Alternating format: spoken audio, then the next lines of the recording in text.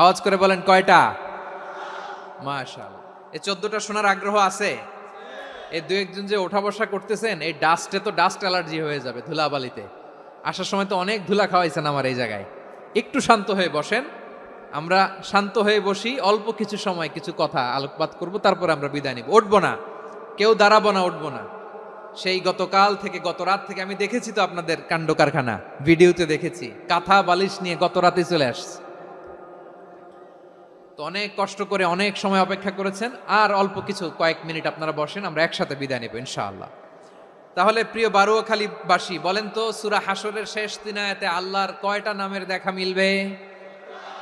সবাই একসাথে আওয়াজ করে কয়টা? আসুন আমরা শুরু করে দিই। আল্লাহ তাআলা বলছেন, হুয়াল্লাহুল্লাযী লা ইলাহা ইল্লা হুয়া আলিমুল গায়বি ওয়াশ শাহাদাতি হুয়ার রহমানুর রহিম। আল্লাহ বলেন হুয়াল্লাহ, তিনি হলেন আল্লাহ। আল্লাযী লা ইলাহা ইল্লা হু, তিনি ছাড়া কোনো ইলাহ নাই। আছে নাকি? বারুয়াখালীবাসী আওয়াজ করে বলেন তো দেখি, আমাদের ইলাহ কয়জন?